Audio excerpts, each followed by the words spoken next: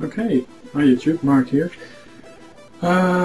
People have been, various people have been having a very interesting discussion on violence in video games, violence, cartoon violence, and the effect it has on children. I think even with old cartoons in the 40s, there was a lot of violence in and children often play violent games. They play cowboys and Indians and all sorts of stuff. Even sports can be pretty violent.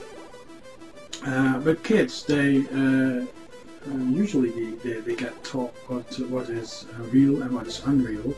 And within the imaginary, unrealistic world, they are free to do whatever they want. And of course, within limits. I mean, there's no blood supposed to be flowing when playing cowboys and Indians or doing other things. But and I guess it all boils down to kids having good role models, telling them what's wrong and what's right, and also exposing them to proper levels of violence. You know, I mean, if you expose too young a child to a violent game or a creepy movie or a creepy cartoon for that matter, they may end up having nightmares and stuff. So that's not a good idea. But I think it all boils down to being good role models as parents. And nowadays, kids, well, they often go by without them because parents just don't have enough time to raise their kids properly. Of course, a lot of people do, and do have the time, they take the time, but there's also a lot of people that don't. They just stick a kid on a couch with a video game, and that's it. And then video games get blamed for it. I mean, there's this crazy lawyer in Florida that's going rampant about blaming the video games. Now, you should blame society, you should blame parents. Blame parents? No, you should blame people in charge of educating and guiding children. Because without proper guidance, kids, they form their own sense of what's wrong and what's right, and children build their how do you say that? Their conscience. They build that way up till in their teens. So good role models are vital, and yeah, just telling kids clearly what is fake and what is real and what is the norm and what isn't. And then most kids will just be fine. And of course, you always have some rotten apples that will just be violent and, you know, bad seeds.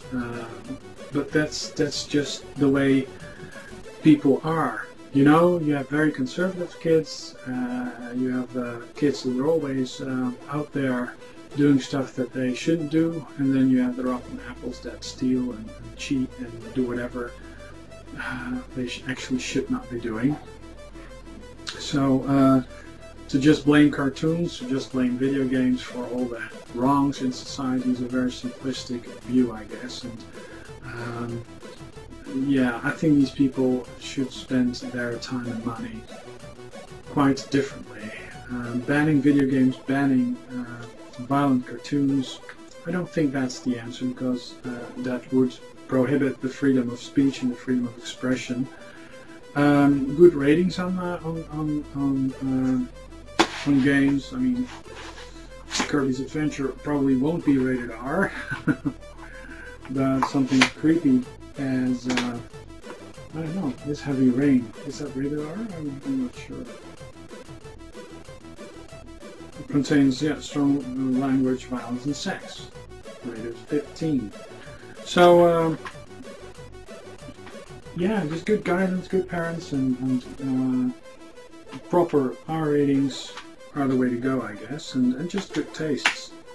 You know, I mean, even a game like Bully can be very, can almost be some sort of catharsis for people who are actually bullied in school. And it could, yeah. So I mean, it's a difficult discussion. From my own field, I'm a psychiatrist. From my own field, there's conflicting research. There's research that does see some relation in violence and in real life, and people acting violent. Some see some evidence of video games and cartoons and movies being related to real life violence. And there's also research that just says, no way, there's no relationship at all. And there's other factors at play.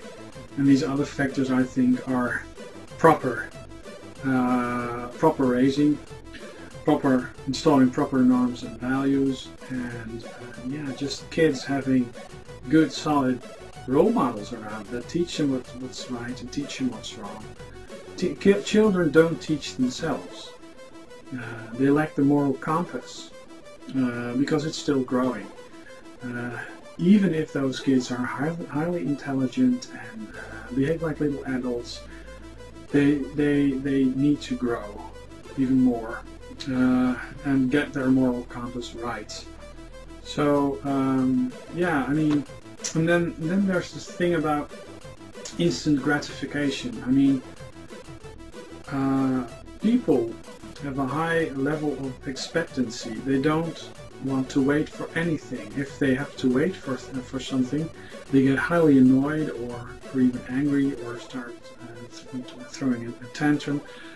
And a lot of the times that you can actually see grown-ups with small children behaving like such assholes in shops and stuff if they have to wait for something, or if something doesn't go exactly according to their plan and they scream, I have the rights to, I have the rights to.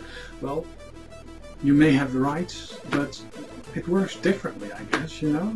Just, yeah, I know, it's almost turning into a rant. I'm gonna stop now. It's I had a night shift and I only had like, what is it?